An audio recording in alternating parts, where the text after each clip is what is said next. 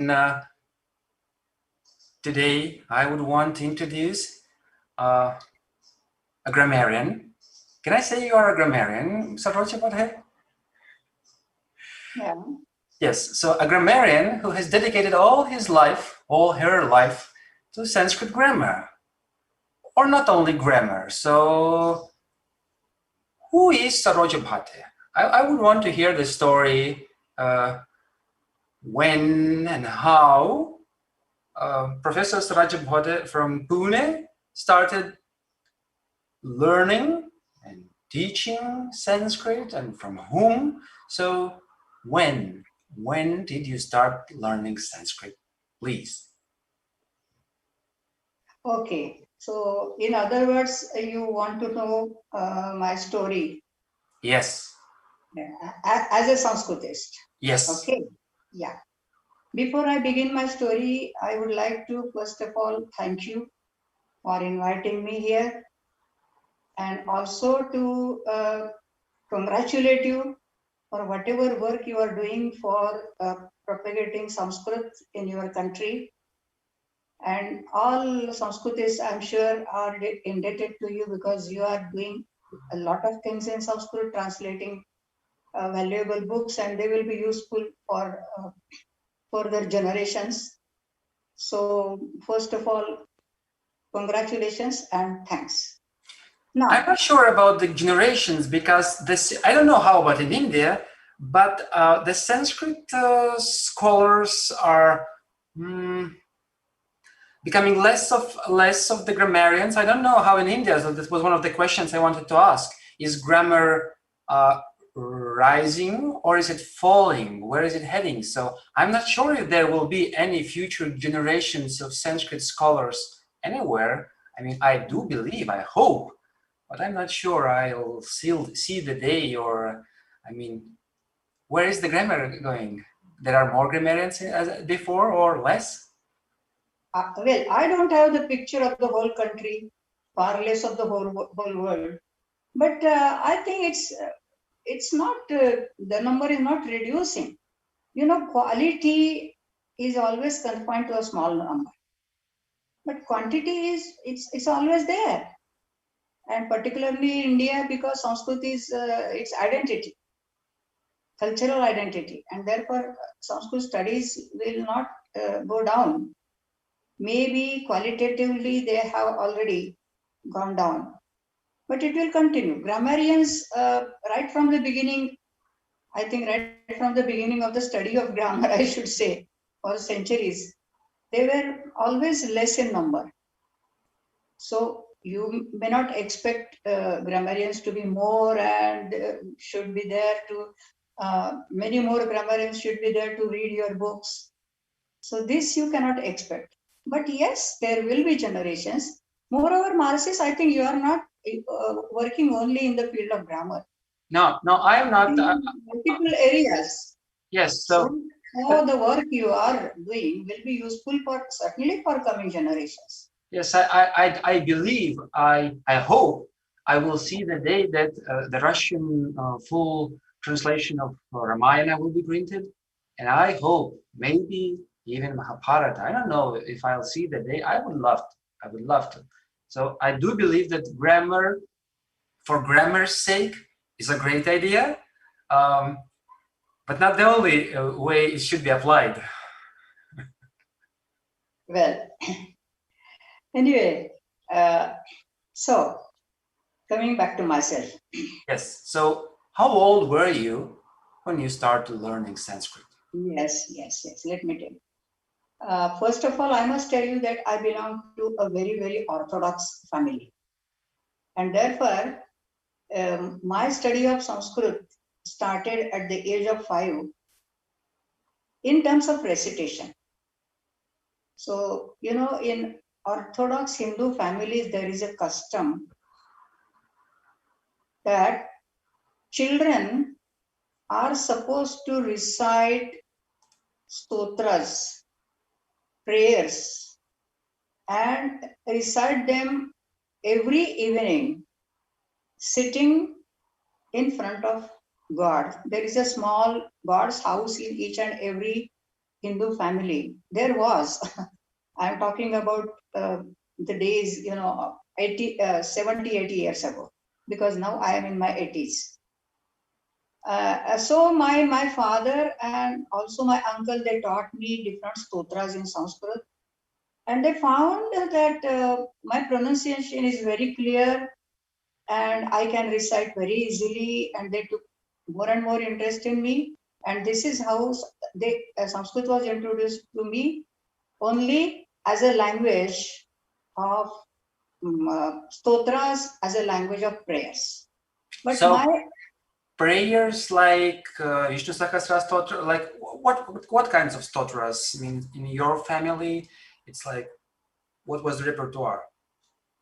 no, any kind of stotras, like stotras in praise of Lord Rama, like Rama Raksha. Rama Raksha was very popular during that time. Rama Raksha, then Vishnu Stotra, and Shiva Stotra. So But Stotras. they are rather big. I mean, they are not like a 10-minute stotra. I mean, it takes time to remember and time to recite. So it's like half an hour for Vishnu Sahasranama only to recite. So it means it was not only the good pronunciation they heard, that must have been the memory. You must have had it. I mean, you didn't read it from the book, did you?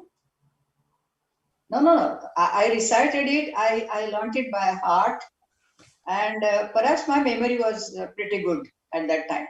Yes. Yes. It must have been because just the Vishnu Sahasranama Stotra is big enough. Yeah.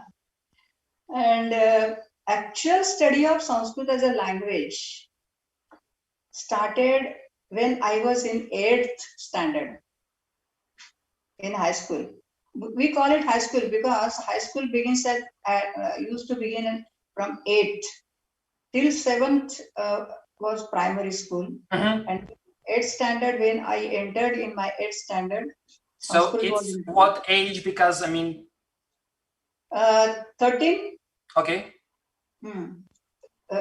Yeah, 13, 14. Yes. And then, well, since 8th standard till my post graduation and then my doctorate, Sanskrit continued to be one of the main subjects of my study. But it was never the only subject in which I was interested. Because actually, in my school and also in the beginning of my college days, I was more interested in rather extracurricular activities. Career was never on the cards.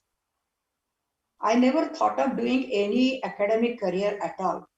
In the beginning, I used to take more interest in dance, drama, acting, debate, all such things. So it was by accident you got into science, or how? I mean, when did the dance stop and when does the Mahabhashya start? That was very late in my life. But actually, it so happened that in the 8th standard, I got highest marks in Sanskrit. You were in Pune. Highest in the school, yeah. It's some specific like a general school. What kind of school was it? Like it was a private school. Okay. Only in the school. Only in the school in the 8th standard. So private schools at that time was a general practice in India, or it's like a rather, I would say, elite. I don't know about the Indian schools of that time. Nothing I do. So I mean, private means it's not the usual way, or yeah, you can call it general. You can call it private.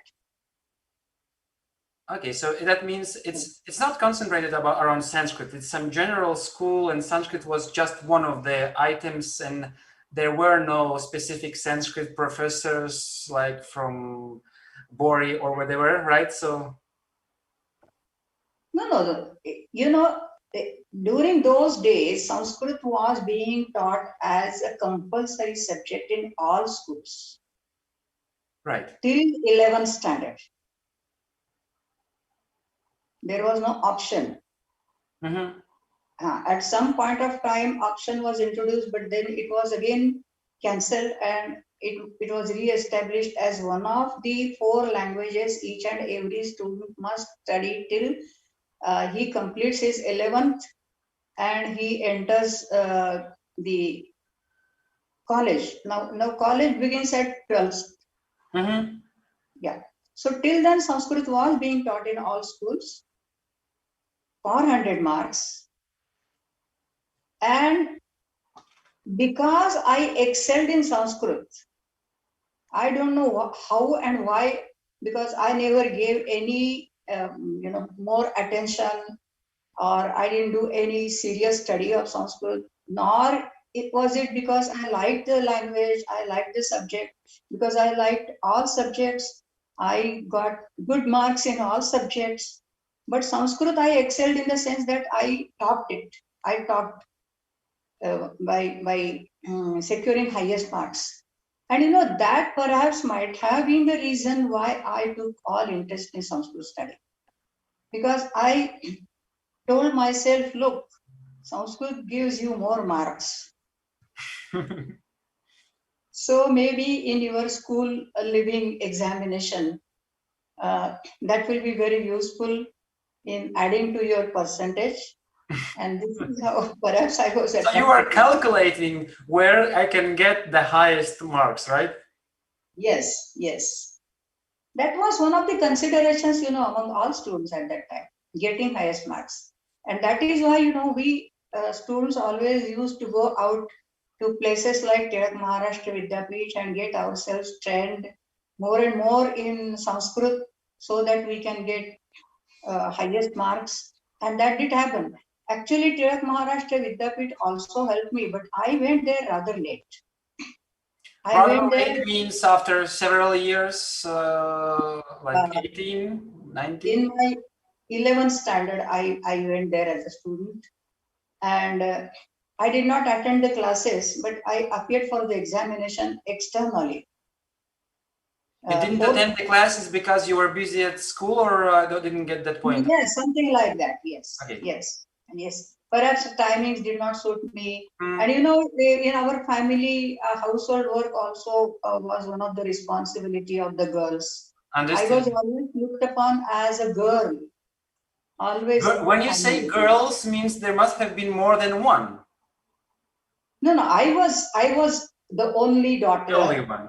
So one girl was like many girls. So the duties were so many that a few of them would. No. I had 2 brothers. Okay, understood. I was the youngest daughter, but still I was the girl, and therefore I had to do some work in the house. I wasn't treated as one of the main members of the family. Scholars like. So who was your father and who was your mother? I mean, can you tell in short?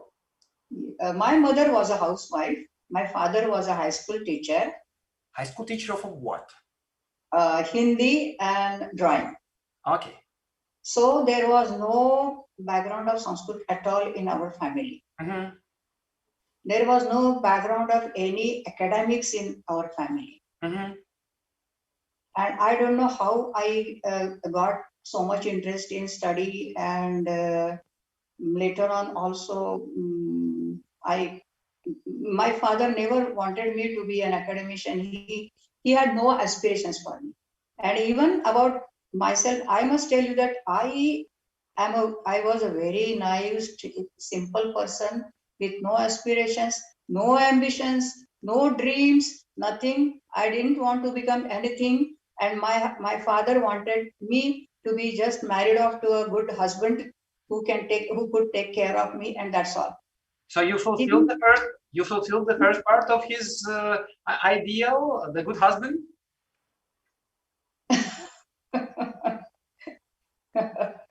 That's very difficult to say. Was he happy about that part?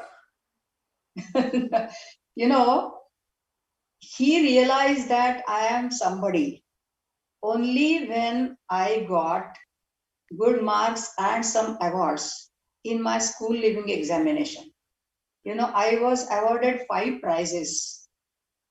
And then, I became so famous overnight when the result came out.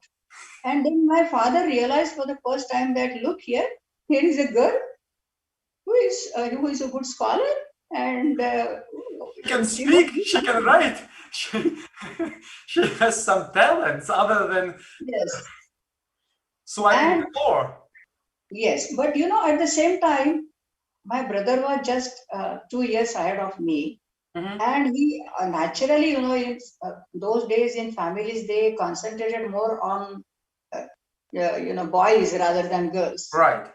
Yes, and my father wanted him to be an engineer, and he fully concentrated on my brother. And he said, "No, you are going to be an engineer." But he never sat with me, and I don't ever remember that we sat together and we decided about my future, about my dreams, about my Right. aspirations. He never asked me about this. And my mother was always busy, taking care of us, making good food for us, giving all love they could give to us. But beyond that, academics was never the topic in Mhm. our family. And at the same time, he encouraged me, supported me. He never said, "Don't go to Maharashtra Vidyapit. What are you doing this? You must learn doing some cooking and all these things." My mother used to tell me that, "Oh, you must do this thing. You must know how to make chapatis and how to make sabji and how to cook food." But my father always used to take my side, and he used to tell her, "Oh, let her read books, let her finish her study." So, Let her unite the chapati and the vyakarana in one person, right? yes. So he was supportive, but he didn't think of me as having any dreams, or he never had any dreams about me. And he never told me that, "Oh, you are going to be this, you are going to be a The professor." highest happiness would already be the marriage. So when you fulfill that, means what else can be there for you? Exactly. So parents during that period, parents were always worried about the marriage of their daughters. As soon as she becomes 20 years old, Mhm. they start looking a good husband for her. And of course, my father did not force such things on me. And then after I finished my school living, I went to Ferguson College. I was lucky to have good teachers there. In Tirak Maharashtra Vidyapit also, I was lucky. Actually, I was introduced to Sanskrit grammar by Pandit Vaman Shastri Bhagwat in Tirak Mhm. Maharashtra. But my interest in Sanskrit, or rather when I turned to Sanskrit grammar, that was a kind of an accident. Accident in the sense that I had opted for Vedanta Mhm. in Maharashtra Vidyapit. When I was in college, I wanted to learn Vedanta, philosophy. And then I joined that course. I started learning, but unfortunately, although the teacher, who was a very well known spiritual leader during that period, and he was also a good teacher, somehow I lost interest in Vedanta. Mhm. Then I went back to Pandit Bhagwat and I told him, because he was the principal at that time of the Mhm. college. So I told him, "Sir, I would like to come back to Vyakarana, and will you please take me?" And then he said, "Okay, we will start tomorrow." And then I started studying Vyakarana. But So let me tell you, vyakarana means with him. yes, So he means was the you tried to run away from him, you failed, and then you came back and said, "I was wrong. Take me back." Right? not exactly. I didn't run away from him, but that was my first choice. Vedanta was already my first choice. After I did my 11th standard, I decided to go for Vedanta. I don't know. I cannot tell you why I was so much interested in Vedanta, etc. But then once I started studying Vyakarana with Pandit Bhagwat, then there was no way back. He was such a good teacher. he was deeply rooted in tradition. And at the same time, I don't know, but he found something in me and he thought that he should shape my career as a scholar. And at the same time, you will be surprised to know that during that period, girls were not allowed to recite Veda. Right. But yes, Vedic recitation was not allowed at all. But Pandit Bhagavat, he found a Vedic Pandit for me who was ready to teach me Vedic recitation. And going out of the way, Pandit Bhagavat took me to that Vedic Pandit and he requested him to teach me Vedic Suktas. So you So, were illegal and underground. yeah. So, I studied Vedic Suktas like, in Patashalas, these students, they learn Suktas by Santha. So, say recited about, say, 10 Suktas. Mm-hmm. Agni Mele, Purohitam, and Vishnu Sukta, and a few more suktas. Mm-hmm. And then let me tell you one incident. I still remember it. It was around 1960-62. So it so happened that in Tilak Maharashtra Vidyapith, there was some function. And as you know, in Indian tradition, whenever such function is arranged, in the beginning there is some Mangala to be recited. Right. Some auspicious stotra. So Bhagavad Shastri said, why don't you recite it today? Actually, women were not allowed to recite any Vedic stotra. Mm-hmm. But he said, come on, you do it. And a very well-known historian from Pune, Dr. Datto Vaman Poddar, he was in the chair. Mm-hmm. And I was asked to recite the stotra. I just stood up near the what you call table where he was sitting, and I started reciting. And some people from the audience, they started, mm, loudly speaking. No, no, no, no, no. We don't want this girl to recite Veda. Abrahmanyam, Abrahmanyam, something like that. Mm-hmm. Then this person, Mr. Poddar, he stood up and he said, okay, those who don't want to listen to this girl, please leave the room. Mm-hmm. And those who don't have any objection will stay here. And they did that? Yes, some of them, they left, and still there were some people sitting in the room. And then I recited. So that was the first, I think, event in the history of Pune, you can say, perhaps, because I don't know what happened earlier. But first, I think it was when a girl recited Sanskrit or Vedic stotra. So it was a battle. But why I tell this episode is because how Pandit Bhagavat wanted to shape me as a student. Then another occasion was a debate competition on national level. Sanskrit debate competitions. They were being held national, they used to say national Sanskrit debate competitions. What year was it, like, around? It was 1964. Mm-hmm. And he said, come on, we will go. So he took me with him. That was in Varanasi, Banaras. And there was one more student with me. So it was a team of 2 students. And the practice was like this. They used to announce the topic of the debate the previous evening. Mm-hmm. And the next day you have to give the speech. Mm-hmm. Pandit Bhagavat was there with us and he was supposed to prepare the text of the speech for us. So he wrote down the speech, he gave it to me, I learned it by heart during the night, during the day, next day. And then, I spoke. Huh? The other one also spoke. And to the great surprise of all, I got first number. I got gold medal in Vyakarana. And then again, I was the first girl, first woman to participate in such a debate competition.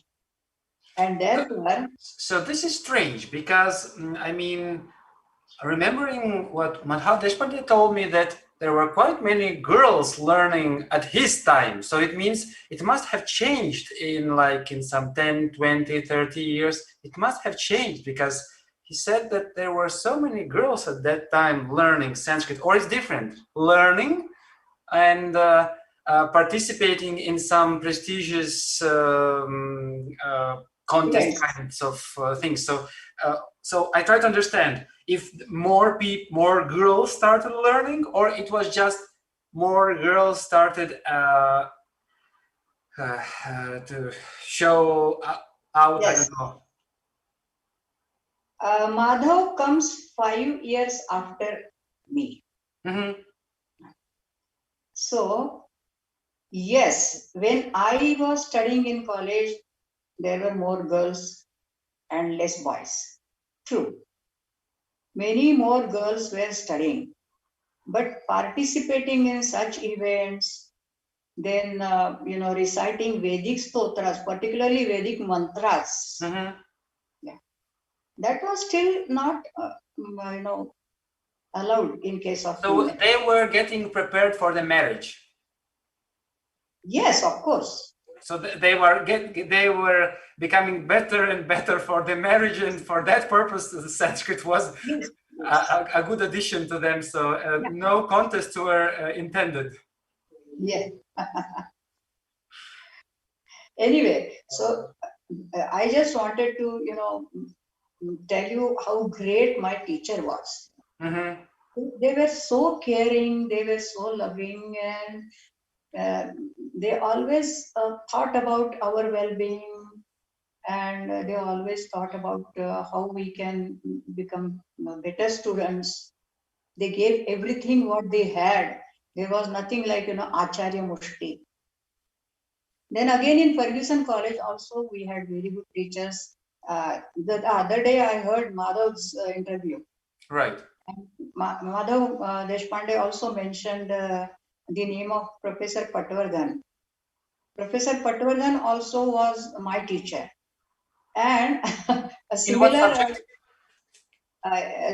literature and Kavya Shastra. Mm-hmm. So he also taught us Sahitya Darpan. He taught Kavya Darsha to Kavya Prakash to Madhav. Mm-hmm. But to me, to our batch, Professor Patwardhan taught Sahitya Darpan. And a similar thing happened in my case also. I asked him several questions. And he was not disturbed. He tried to answer in his own way.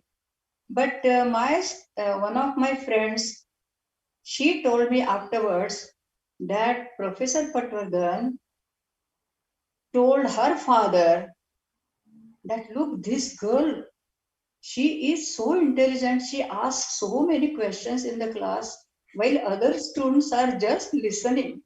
But she has so many queries in her mind. And sometimes it is difficult to answer her questions in the class. So you So were troublesome. she told me afterwards.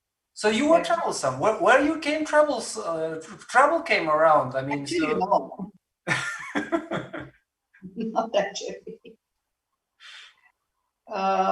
So this is about my college education. Again, in BA, I again got good marks. And then when I wanted to do my MA, again I thought of taking up Vedanta. You know That why? was the second time you tried to get back to Vedanta. Let me tell you the reason why I wanted to take Vedanta as my special subject. That was because there was a very prestigious prize instituted for a student stood first in Vedanta. Mm-hmm. It It was like from Pune, Benares, where? Pune University. Mm-hmm. That was called Jhala Vedanta Prize. And there was no prize for Vyakarana, actually. Oh, so you were So thinking. I thought, what's the point in getting MA degree in Vyakarana? There is no Yes. prize. And then, the discipline So of first you Vyakarana. thought about the marks and then you thought about the price. I see you are quite practical, I would say. I was. Actually, let me share some very private things with you. But now I don't feel any shy in sharing them. But I'm very sure that all through my education, I was awarded scholarships and friendships, and therefore I could learn. Otherwise, I'm sure my father would not have afforded to uh, educate me. So it was actually important, and it was not just some moral support. It made it possible. Yeah, he could not have done it because he was a high school teacher, and he had a very meager salary. We were 5 members in the family, plus our relatives used to come and stay with us. They used to put their children also in our house for education. So my father had to look after them. They used to come and stay with us till they got married. So it was, in other words, it was a big family. And therefore, he would not have been able to pay my fees. It was only because, I always used to look at the scholarships and awards and prizes. And yes, if I will get prizes, then only I will be able to study. And you were able to get those. You were not able to get the Vedanta prize, were you? No. But then what happened? I met S.D. Joshi in Maharashtra Vidyapit. S.D. Joshi was my examiner in one of my examinations of Timavi. In Vyakarana or what subject? In Vyakarana. Yeah. I told you I opted for Vyakarana and I started studying with Pandit Bhagwat. And when I was appearing for one of the exams in Vyakarana, that was conducted by Tirak Maharashtra Vidyapit, Dr. S.D. Joshi was the examiner. And he met me in Tirak Maharashtra Vidyapit. And somebody told him that, oh, well, it is, look at this girl. She is the student who is studying Vyakarana. Then he came to me and he said, oh, you wrote a very good paper. Why don't you take up Vyakarana as a specialization for your MA? Right. Yeah. So then I remember, okay, then why should I go for Vedanta? It's good. I continue Vyakarana. And then he told me, now I will be teaching Vyakarana there in the university. So you can come there. So it was because of him? Yes. Actually, till then, I didn't know S.D. Joshi. I did not know how great a scholar he was, nothing. But then when I started studying for my MA with him, then I found him, oh, such a great scholar. And he had, he took me deeper and deeper down into Panini. He taught Panini, he taught Mahabhashya, and as Madhav already told you, there was only one lecture per day in the university, but he took two lectures in his house. Right. Yeah. So every evening we used to go to his house to learn. Did you ever met with Madhav there? I guess no, because he was after coming, right? Madhav? Yeah. Madhav, of course, because Tirak Maharashtra Vidyapit was the place where we used to meet. Okay. Though Madhav was very junior, we used to meet, we used to go together to picnics. So we were good friends since then. Right. And Madhav is still a good friend, of course. Right. So,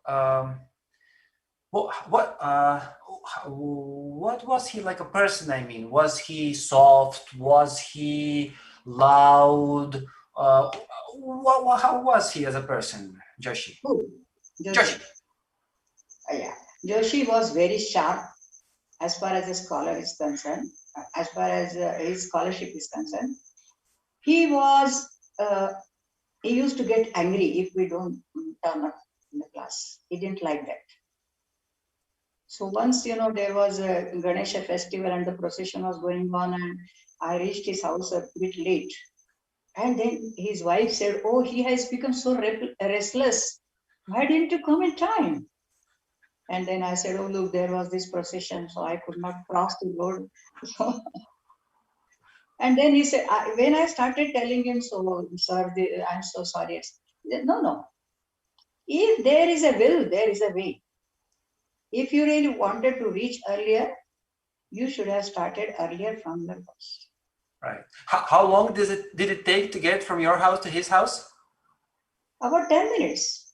But Oh, in it's not like between, half an hour or an hour. It's close. no, no, no. But in between, there was a long road on which this Ganesha procession was going. Yes, and there is always every 2 days there is a festival in India. So I mean, it's not hard to find a festival in India. So there is always a course where we can find a way not to learn grammar. Okay, understood. So he was like, so I mean, what was his method? His method was like everybody's method, or like what? How did he teach? I mean, like what did he Yeah, do? he was a very pleasant fusion of tradition and modernity. So he used to teach us word by word, line by line, going deeper into the text.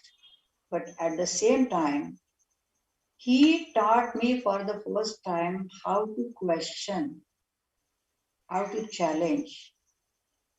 So I always feel that there are two kinds of jidnyasa, Pandit Bhagwat used to tell us there are two kinds of jidnyasa, Kim jidnyasa and Kuto jidnyasa, which means that you always seek knowledge by asking what.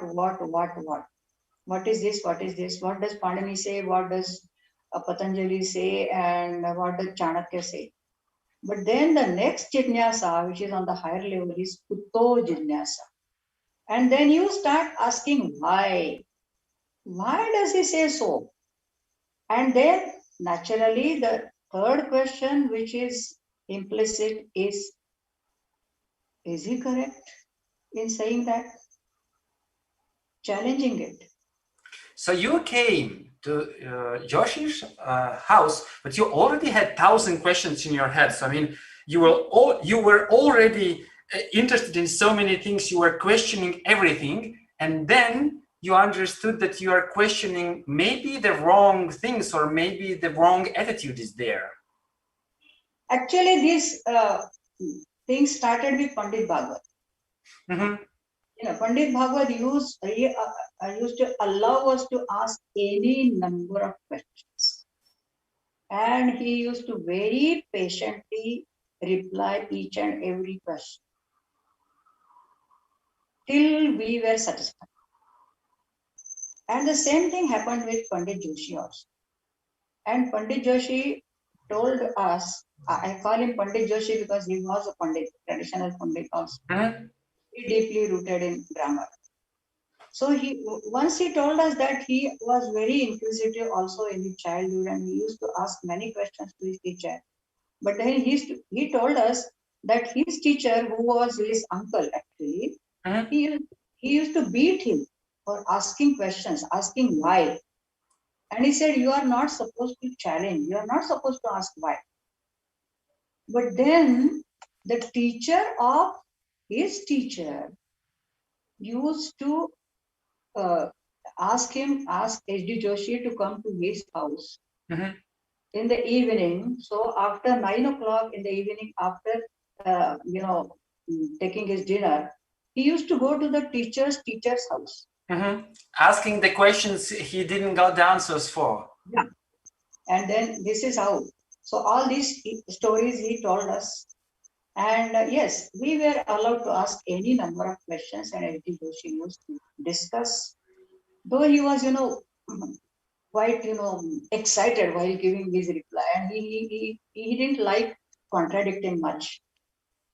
He didn't like us contradicting him because he always thought that his answer is correct. Mm-hmm. Was always his stand. But next day, if he realized that our point was correct, then what you said yesterday, yes, that is correct. So he was not trying to always be right. So he could come back one step back after some time. So initially he would insist on him being right, but he could come back one step after if he.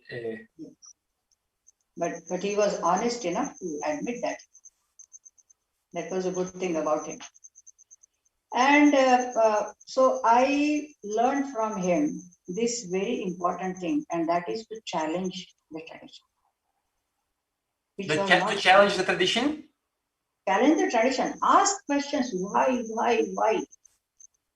Why does Panini say so? I mean, because first of all, not all things are written in the books. That's the first part. We have not read all the books. That's the second point. And there are things that they will never be written in the books. That's the third thing. I mean, in India, who cares about the books anyway? So there is only the teacher. Yes. And this, this habit I have developed later on, and while I teach, these days also I'm teaching. I'm taking online courses. So I always ask my students, when you are reading a particular text, do not accept it because he is such a great Pandit and, because Navesha Bhatta tells you, or because Patanjali writes it, and therefore, with all salutations, accept what Patanjali says. No, because neither did Pandit Bhagwat nor did H.D. Joshi teach us to accept the words of these stalwarts as they are. You keep on thinking about them. You keep on asking questions. Why? Why did they say so? And if you are not satisfied, try to look into the commentaries. And sometimes, commentators also you find they are misleading.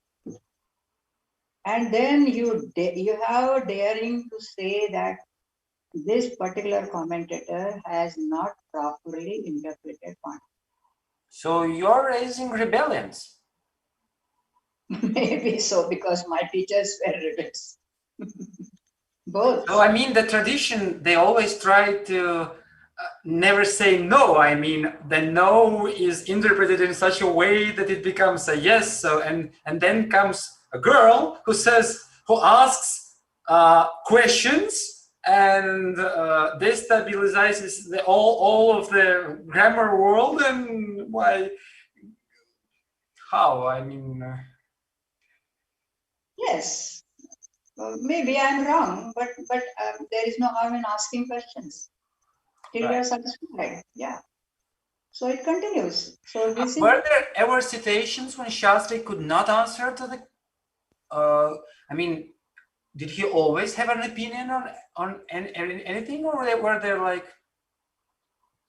times? Yes, sometimes it was really very difficult to answer, because not because they could not understand, but it was because the very nature of the text is so that you are not able to find a real answer. So sometimes we used to say, unless Panini comes down from the heaven on the earth and he himself explains it to us, we really can't understand.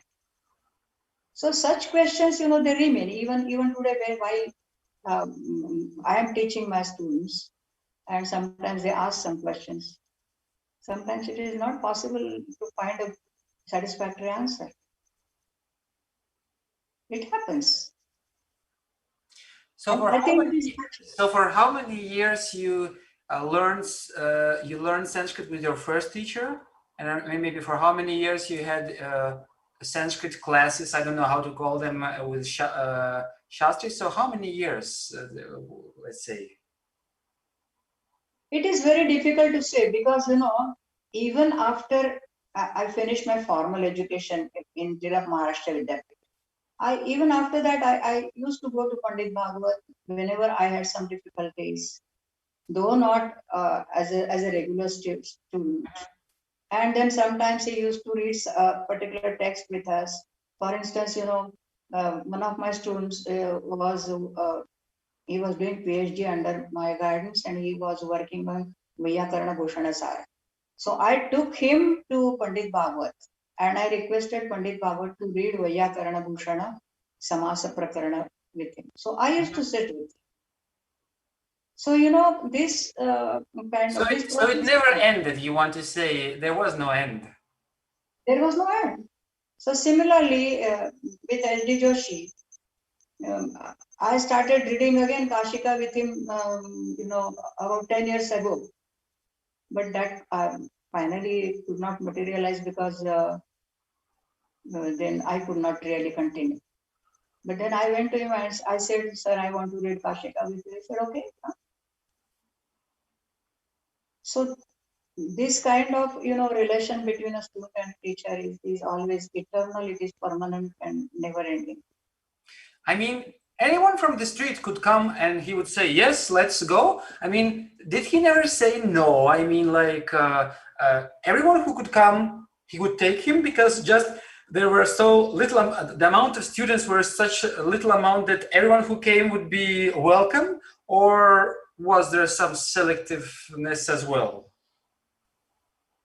It's very difficult to say. I don't think anybody could, for a subject like Sanskrit and that too again Vyakarana, anybody from the street could go to him and say, "Please teach me Vyakarana." So you mean not many people were trying to understand, question Panini in Pune these days, that days. But many foreigners used to come to him, both to S.D. Joshi and also to Pandit Bhagwat to study Vyakarana. Yeah, that I saw from the volume of articles you printed that there were so many foreigners in there. So it means. Yeah. Yes. And of course, he used to teach them in Sanskrit, Bhagavad Shastri. But he was a teacher, and quite active almost till the end of his life. And he was so with Pandit S.D. Joshi also. Dr. S.D. Joshi took all his students deeper and deeper into Panini, into Patanjali, Katyayana, and he gave us a very different, kind of an insight to question the tradition, to find out new answers to the old questions, and try to develop the system in such a way that you will really understand the spirit of the grammarian. So Panini in the light of Panini, not Panini through the eyes of Patanjali, not Panini through the eyes of Katyayana, Panini not through the eyes of Siddhanta Kauna, but Panini through the eyes of Panini himself. So this is what he wanted us to proceed with. And not only that, whenever there was something new appearing on the horizon, he used to introduce it to us. He used to tell me, for instance, now look, classes in linguistics will soon start in the university. In the university, there was no department of linguistics. But in the department of English, linguistics being one of the subordinate subjects, Professor Ashok Kelkar used to come there as a visiting professor. Ashok Kelkar was a great linguist, perhaps you might be knowing him, of international repute. And S.D. Joshi told me that Ashok Kelkar will be teaching linguistics, descriptive linguistics, so you should go and attend his classes. So I used to go to the Department of English and attend the classes of linguistics. So he wanted us to be, developed in all different aspects of, language studies. Then whenever he found a good book on, say, philosophy of grammar or any language studies, he used to give it to us and wanted us to go through that. Then he insisted also on reading articles in other languages, for instance, German and French. And therefore, he asked us to learn these languages. Of course, I learned only German, not not French, but I studied some German. But then, Dr. Persule, I must tell Yes, you that. that he must have been requiring more languages from you as well. So I was really so lucky to have very good teachers, and all these teachers, they were complementary with each other.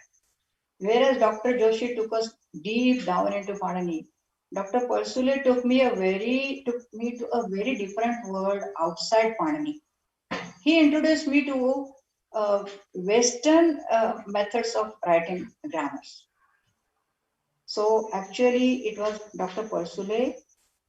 Because of him, I started reading Whitney Sanskrit grammar. I read Whitney, before that I haven't read. Then MacDonald, and then above all Walker Nagel. Even Walker Nagel. I never believed there were an Indian scholar who has read all of Walker Nagel. So now, it's huge and it's hard. Yeah. But you know what Persula did? He asked me to come to his house every day in the evening after the university work was over.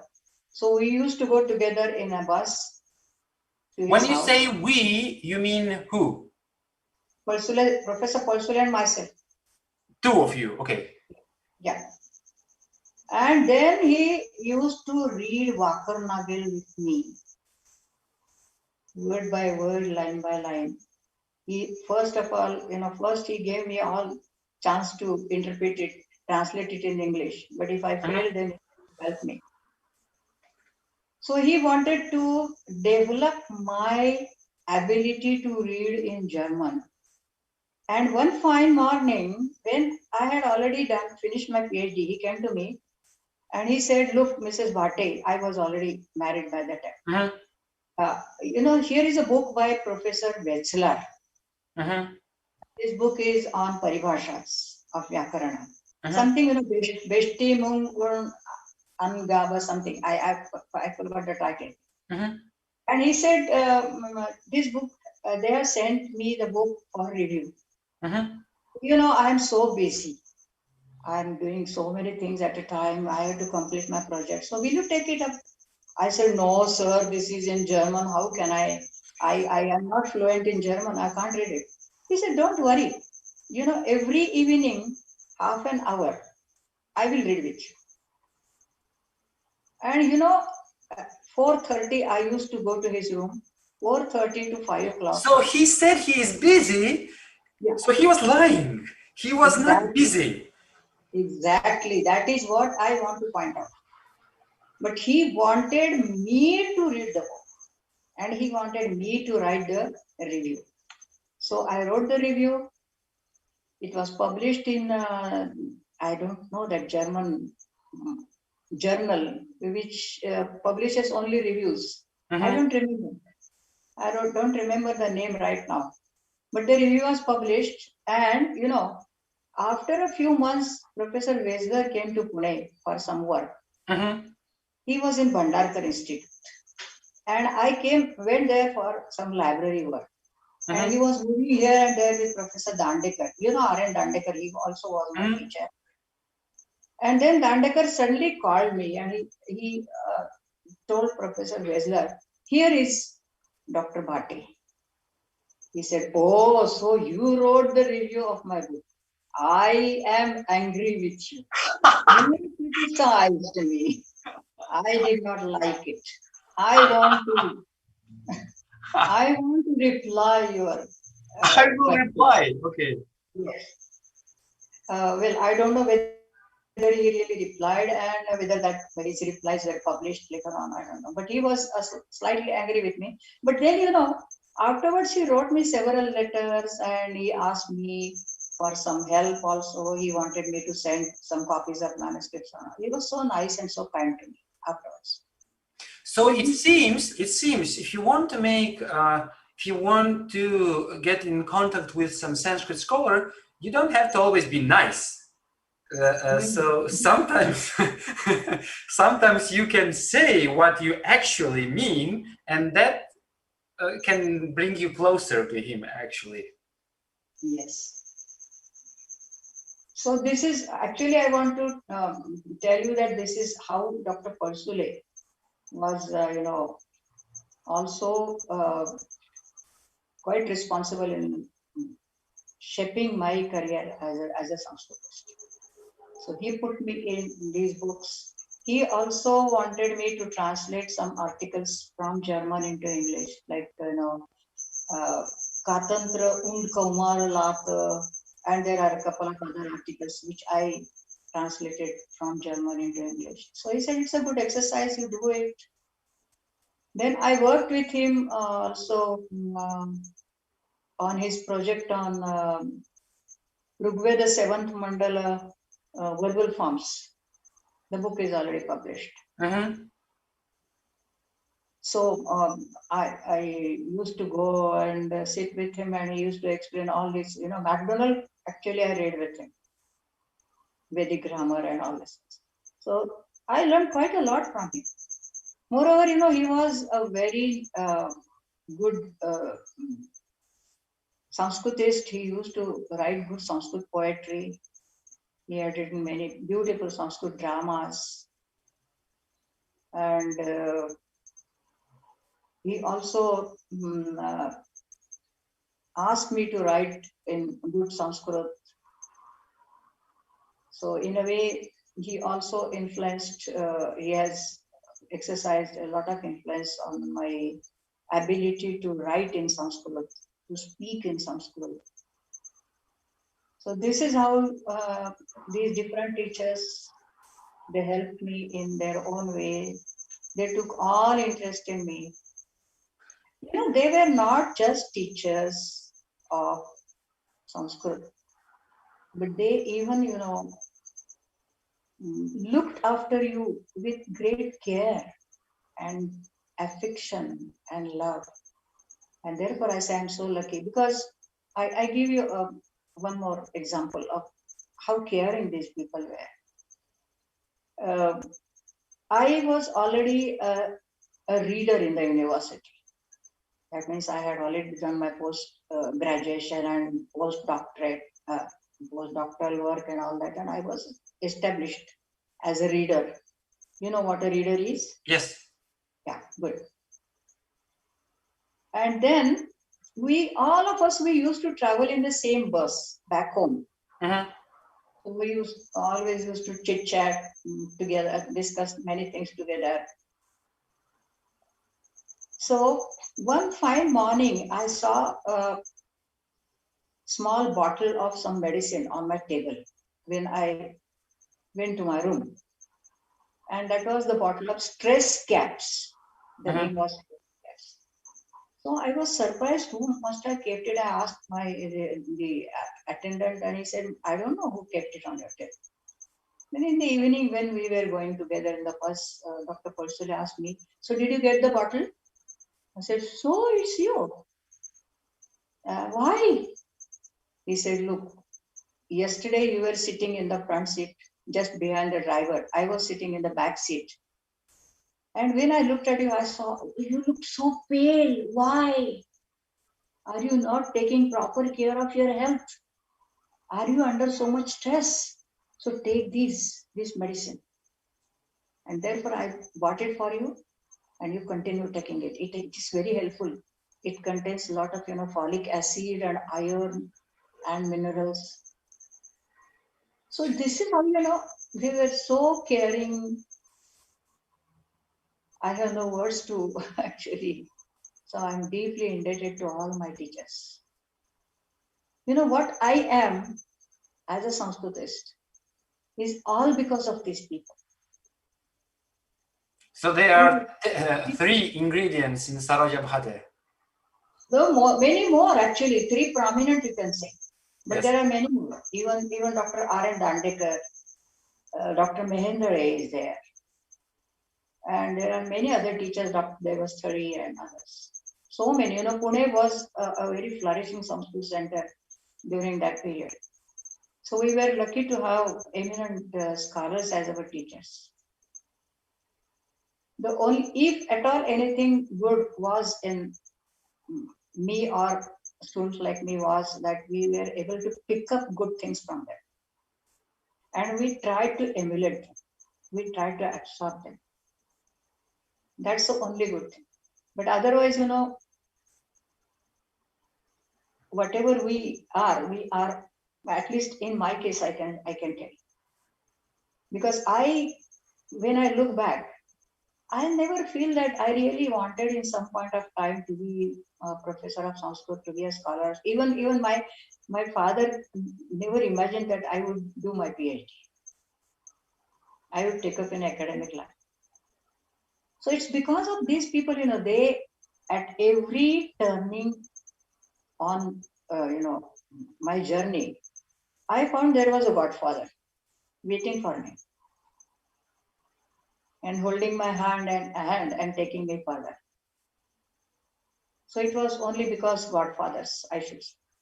I have around 200 questions left, but I don't want to make you get tired now. So I propose we have talked enough for today and we can continue tomorrow, because I want to listen the story of Palsule. I have dedicated my PhD to this person whom I've never seen, but I want to hear some more detailed stories, because he was working with the Pune dictionary. I have saw his cards in the library. I want to hear more stories. I am not satisfied with the amount of stories. I want more. So if you don't mind, we can continue. It's late already. So if you don't mind, we can continue tomorrow. Tomorrow, I don't know whether maybe some other time. It's okay. Yes, we can change the time. Whatever. I would want to continue the story before the story is not forgotten, because those persons you have mentioned, they have some influence in my life as well. And I would want to hear the things. I want to hear the answers to my questions. Same as you, I always ask mostly stupid questions in my case. So still. I'm very thankful for starting to telling. We have not told nothing yet, but we have started telling the story of how Saroja Bhate became Saroja Bhate, the professor. So I would want to go in more details, in like what those medicine kind of stories, like these kinds of stories, even more stories. I want them like. I want to understand what were those people, because they seem to be a bit different. I mean, they seem to be not as like the people from my generation. The care and attention you speak about, it's like a bit from a different era. Thank you so much for today. Okay. Thank you. Goodbye. Just switching off, but we can have some. Didn't I